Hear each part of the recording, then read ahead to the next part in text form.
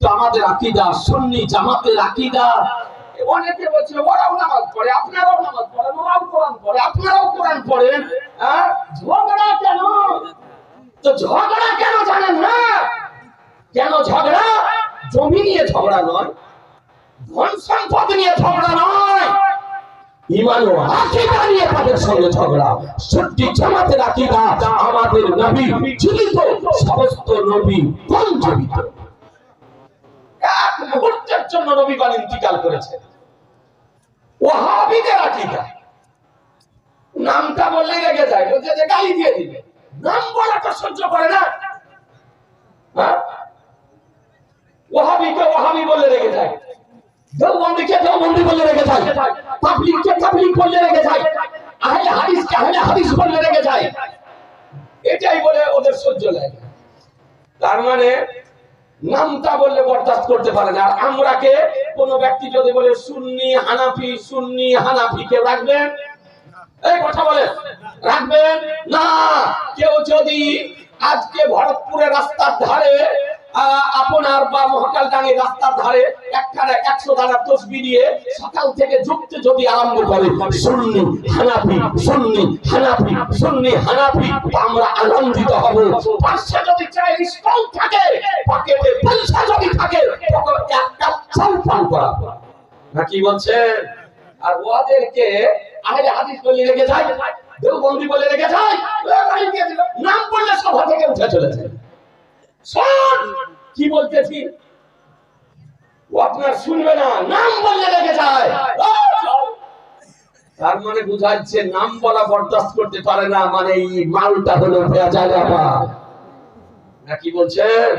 ইমানে ভেজাল আছে, ভেজাল। এই জন্য সহ্য করতে পারে না। সে কোনো যুবক যদি ভুল পছন্দে গিয়ে যদি থাকে, তাদেরকে সুন্নি জামাতের পক্ষ থেকে মেসেজ দিতেছি, পয়গাম দিতেছি, দাওয়াত দিতেছি, সুন্নি জামাতের প্ল্যাটফর্মে ফিরে এসো, ইহ জগতে মঙ্গল হবে, পরে জগতে মঙ্গল হবে। এসো সুন্নি জামাতের প্ল্যাটফর্মে। একটি দল হলো নাজাত প্রাপ্ত দল, মুক্তি প্রাপ্ত দল, জান্নাতি দল, তার নাম হলো আহলুস সুন্নাত ওয়াল জামাত। ওদের আকীদা হলো নবী মরা, শুধু মরা নয়, মরে মাটির সঙ্গে মিশে গিয়েছে। কে বলেছে? দেওবন্দি, ওয়াহাবি, তাবলীগী, জামাতি, লামাযহাবিদের গুরু জন্মদাতা মৌলভী ইসমাঈল দেহলভী কিতাবের নাম তারবিয়াতুল ইমান, সেই কিতাবের ৪৮ পেজে লিখতেছে নবী মার্কার মাটি নবীর খায়া, নবী মরে মাটির সঙ্গে মিশে গিয়েছে। আর আহলুস সুন্নাত ওয়াল জামাতের আকীদা মরা তো দূরের কথা, গলা তো দূরের কথা, যে নবীদের শরীরকে মাটির জন্য স্পর্শ করা হারাম করে দেওয়া হয়েছে। ইসলাম আপনাদেরকে বলি, উঠিয়ে দেখুন হাদিস শরীফ, একটা হাদিস শোনাবো, এই একটা হাদিস শোনাবো। জি, একটা ভাই 1 মণ ধান দিয়ে দেন, ধানের চাষ আছে, ধানের যে চাষ করেছেন 1 মণ ধান লিখিয়ে দেন, উঠবে তখন দিয়ে দিয়ে, যেন ধান কাটার আগে যেন পাথর না হয়, সিল যেন না হয়। 1 মণ ধান, হামিদুর রহমান ভাই 1 মণ ধান, হাদিসটি শুনিয়ে দিই। আর কেউ ধানের চাষ করেননি? এ ভাই আমার দিকে 1 মণ ধান, এদিকে দিকে তাকাও, সুবহানাল্লাহ। আদায়টা একটু আগেই করা দরকার ছিল, কিন্তু মাওলানা সাখাওয়াত হোসেন সাহেব কেন আগে আদায় করেনি তা বলতে পারবো না। আর একটা ভাইদের নাই 1 মণ ধান, মাঠে ধান আছে, এখনো কাটেননি। পাথর যেন না হয়, সিল যেন না হয়, হেফাজতে আপনার ধান যেন আপনার বাড়ি চলে আসে। হযরত দোয়া করবেন, আলহামদুলিল্লাহ। একটা আকার ধান না মাঠে, বেশি বলিনি তো আমি। মাকাইয়ের সময় মাকাই দিবেন, ভুট্টার সময় ভুট্টা দিবেন, ধানের সময় ধান দিবেন না। এই আরেকটা ভাই হবে না, 1 মণ ধান, 1 মণ, বেশি নয়। ককে দিতে 1 মণ হয়? 40 কেজি। আমি ভাবছি যে ভাই বেশি কে বোধহয় 1 মণ হয়, আমাদের দেশে 40 কেজিতে 1 মণ হয়। আর একটা ভাই 1 মণ ধান, একটু চট, ওই দেখেন, ওই দিকে দিবে, ওই দিকে তাকাও। মাওলানা নূর জামান 1 মণ দিবে। কটা? 3টা হলো না 4টা? তুমি তো কিছুই লিখলে না। 3টা হলো। তার একটা ভাইকে চাল করে দেন 1 মণ ধান। ওই পিছনের ভাইরা 1 মণ ধান। হযরত বসে আছেন, আলহামদুলিল্লাহ। একজন বিজ্ঞ আলেমে দ্বীন, সুবহানাল্লাহ, এবং সাজ্জাদা, তার উপস্থিতিতে বলছে এটা খুব লজ্জা লাগছে, একটা ভাই এক মন ধান নাই, আর কারো ধানের চাষ নাই, জি বলেন না, আহা এক মন বলেছে বাবারা পারবেন না, আপনারা বাড়ির মালিক, ঘরের মালিক, আলমারির মালিক, চাবির মালিক, বাপের নামে, মায়ের নামে, শ্বশুরের নামে, শাশুড়ির নামে এক মন ধান। একটা ভলেন্টিয়ার থাকলে তো হতো, হ্যাঁ? একটা ভাই বলেন না গো, আরে দেরি করেন না, হযরত বসে আছে, লাউড স্পিকার দিয়ে দেব। যদি মাঠে ধান থাকে এক মন ধান দেন, আল্লাহ আপনার বরকত দিবেন, রুজি রোজগারে বরকত হবে। আজকে জানেন মহতারাম, পূর্বে আপনাকে বলেছি সত্যি জামাতে প্রত্যেকটি আকীদার পিছনে একটা বিপ্লবী দলিল আছে মুসলমান, আর ওয়াহাবিদের আর আকীদার পিছনে একটি দলিল তো দূরের কথা, আধখানা দলিল পেশ করতে পারবে না। জি, এরা হচ্ছে সব ইহুদি খ্রিস্টানদের দালাল। এই বাংলাদেশে বেরিয়েছে এক খুবই বেরিয়েছে আজকে এই আপনার ১বিংশ শতাব্দীতে, বলতেছে হাজী আবু জাহাল, নাউজুবিল্লাহ বলবেন না, বলছে হাজী আবু জাহাল, তারপরে বলছে আবু জাহাল আমাদের মতো একজন মুসলমান। নাউজুবিল্লাহ, এই আবু জাহালের কাজটা হবে যে আজকে ১৪৫০ বছর পর বাংলাদেশের মাটি থেকে আজকে আবু জাহালকে মুসলমান প্রমাণ করতেছে। তাহলে ও আবু জাহালের দলের লোক, ও আবু জাহালের কাজটা, তাহলে টুপি পরে আছে, আপনি জানেন এই জন্য তাদের সঙ্গে আমাদের মতবিরোধ। ব্রাদার ইসলাম ওর বাপ বলেছে, নাম বলবো না, আপনারা হয়তো জানেন, ওর বাপ বলছে মাসিক অবস্থায় কোরআন শরীফ ভরে পড়তে পারবে মেয়েরা। কত বড় খুবই, কোরআন বলতেছে লা ইয়ামাসসুহু ইল্লাল মুতাহহারুন, পবিত্রতা ছাড়া কোরআন স্পর্শ করো না। আর বলছে মাসিক অবস্থায় মেয়েরা কোরআন শরীফ ভরে পড়তে পারবে। তারপরে পুলিশ বলছে নবীর মুখ দিয়ে দুর্গন্ধ বের হতে হবে। নাউজুবিল্লাহ।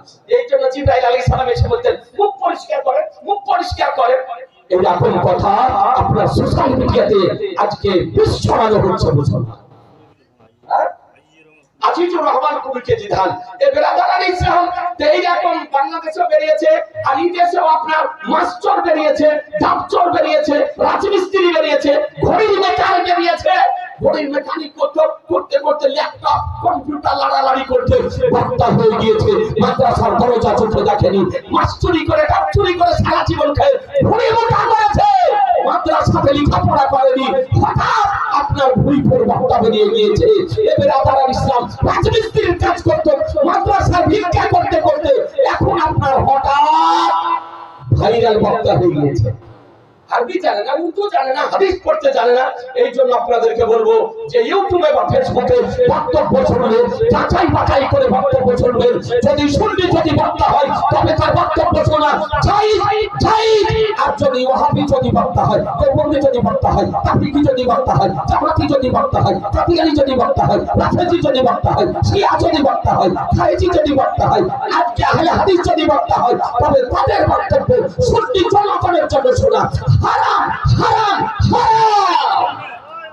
বলে কেন? বলে তাদের বক্তব্য শুনলে আপনার ঈমান নষ্ট হয়ে যাবে। আপনি জানেন এই বর্ধমানে এক পুলিশ বেরিয়েছে, ঘুড়ি মোটা, মুখে দাড়ি নেই, শরীরে ভিটামিনের অভাব আছে।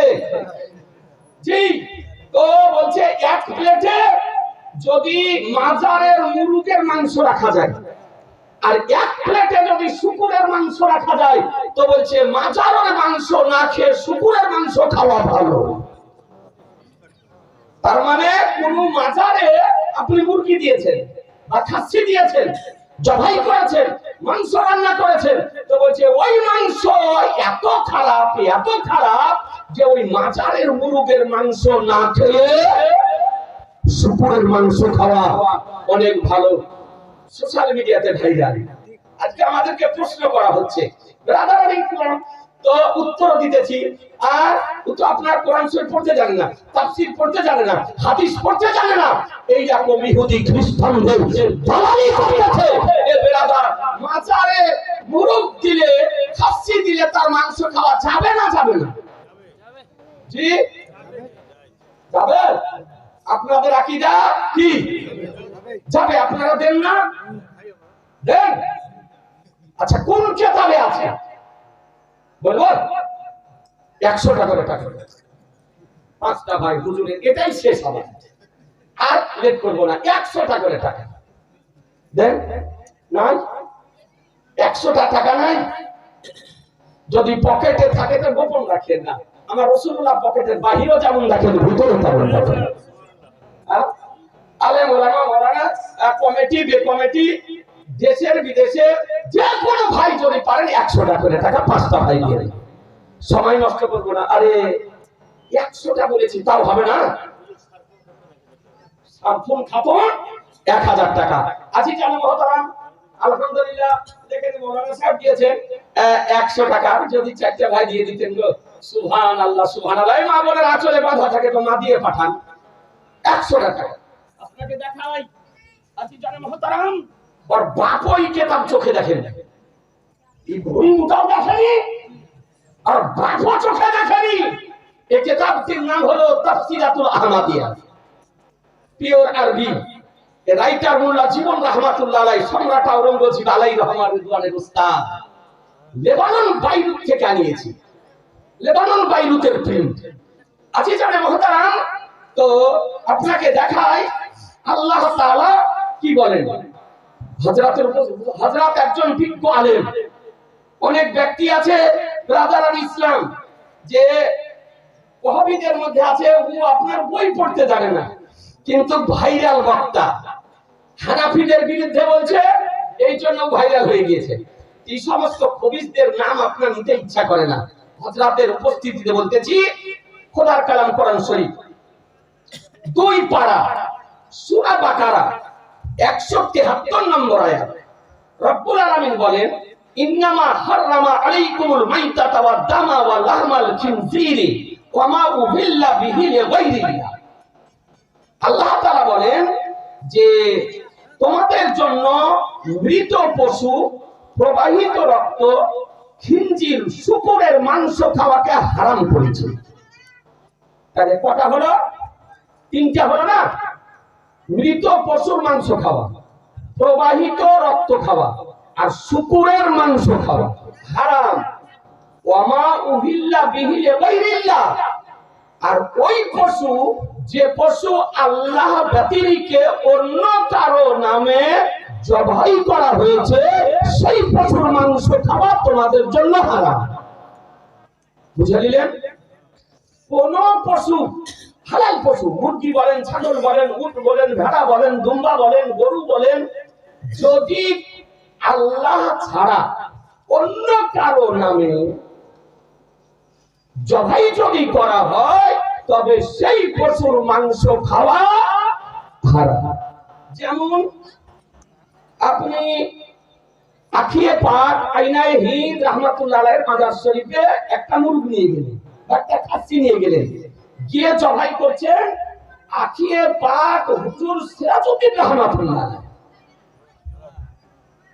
বা পান্ডুয়া শরীফ গেলেন একটা খাসি নিয়ে, যে আপনি বললেন হুজুর আলাউল হক পান্ডুবি রাহমাতুল্লাহ আলাইহি ছুরি চালিয়ে দিলেন। এই পশুর মাংস খাওয়াটা কি? জোরে বলেন না, হারাম। হারাম। আল্লাহ ছাড়া অন্য কারো নামে জবাই যদি করা হয়, তবে তার মাংস খাওয়া হারাম। বলেন এবার আমরা পান্ডুয়া শরীফ নিয়ে যাই, আলাউল হক পান্ডুবি রাহমাতুল্লাহ আলাইহি নামে মানত করি নাকি?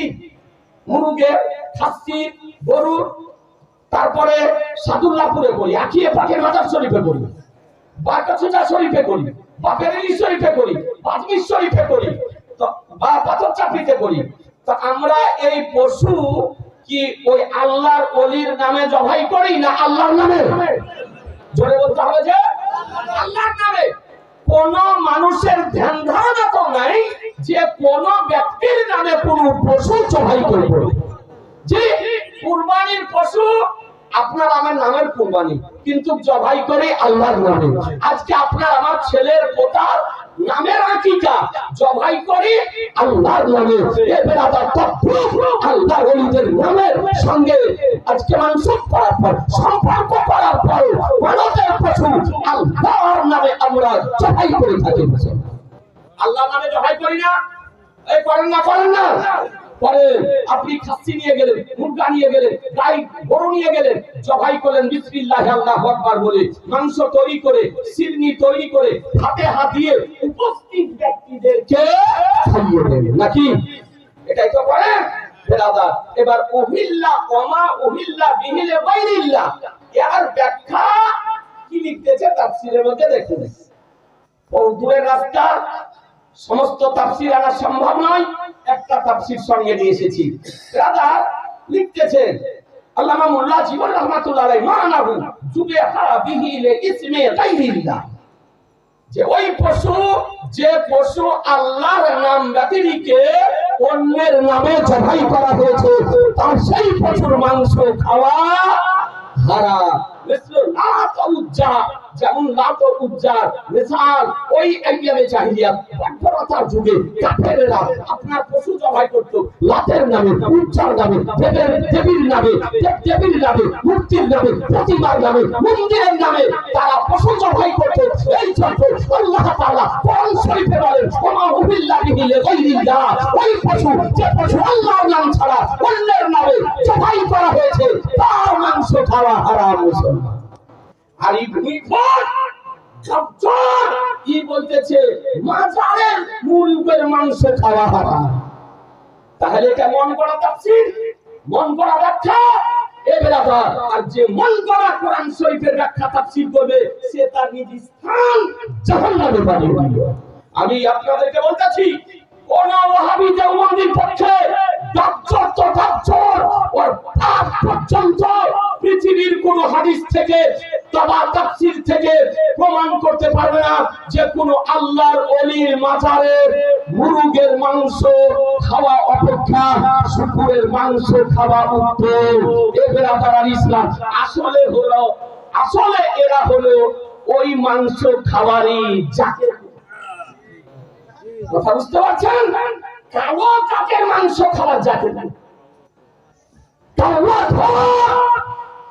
কালী দুর্গা পূজার প্রসাদ খাওয়ার দলের, তারপরে গরু ছাগলের উধড়ি সিকিনা ভুটি খাওয়ার দলের। এই জন্য হচ্ছে শুকুরের মাংস খাওয়া উত্তম। বেরাদার আর ইসলাম দেখুন, আর একটা মশলা আপনাকে বলে দিই, আল্লাহর ওলির নামে যে মানত করেছেন তার কি বিধান দিতেছেন দেখুন এই জায়গাতে। তারপরে তিনি লিখতেছেন মিন হাউনা কুলিবা আন্নাল বাকারাতাল মানজুরাতা লিল আউলিয়ায়ে কামা হুয়া রাসমু ফি জামানিনা হালালুন তাইয়্যিব। সুবহানাল্লাহ বলবেন না? একটু জোরে বলেন না? কেউ পড়তে জানেন তো সব দেখেন, যে জবাব পেশ জজম তাদের কিছু দাও না। যদি এইরকম ভুইফোর বক্তা আসে আর যদি বলে মাজারের মুরগের মাংস খাওয়া অপেক্ষা শুকুরের মাংস খাওয়া উত্তম, তো গাছে বাঁধার পর খবর দিয়ে আপনি ধরেন, যেখানে আসলে ওকে ধরেন, ধরার পর সংবাদ দিয়ে ইনশাআল্লাহ পাখির মতো উড়ে চলে আসবে। আর ভাড়ের তেল যদি না বের হয়, তার একটা কোরআন শরীফের আয়াত নেই, তারপরে হাদিস নেই, তাফসীর নেই, আপনার নাটক করে, অভিনয় করে, কোন মরার বাড়িতে কে কেমন করে কানে ওয়ার অভিনয় লাগে। সুন্নি জামাতের স্টেজ হলো টুটি ধরে আপনার নাম দিতে। আর ভাগ্য ভালো যে ওয়াহাবীর স্টেজ। বেরাদার আর ইসলাম তো লিখতেছে, এখানে জানা গেল যে মানতে আপনার গাই, গাভী, গরু মানতের, যে আপনি মানত করলেন খাজার নামে, গাউসের নামে, আলাউল পান্ডবী রহমাতুল্লাহের নামে, তারপর আপনি আখিয়ে পাক আইনাই হিলের নামে, লিল আউলিয়ায়ে আউলিয়াদের জন্য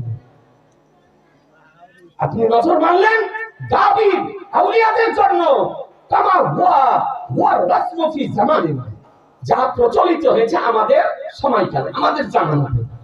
তো বলছে হালালুন তাইয়্যিবুন, এটা হলো পাক হালাল, এর মাংস খাওয়া হালাল।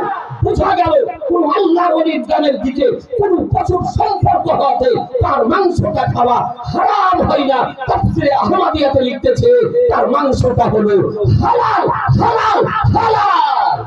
কারণ আমরা যে কোনো পশু হালাল পশু জবাই করি আল্লাহ। কথা বুঝতে পারলেন ব্রাদার ইসলাম? হযরত চলে এসেছেন, আর সময় নষ্ট করব না। আমরা আহলুস সুন্নাত ওয়াল জামাতের আকীদা মান্যকারী, আমরা আহলুস সুন্নাত ওয়াল জামাতের আকীদা বলি উপরে পাহাড়ের মতো স্থির থাকবো। বলুন ইনশাআল্লাহ, জোরে বলুন ইনশাআল্লাহ। ব্রাদার ইসলাম, আমি জানতে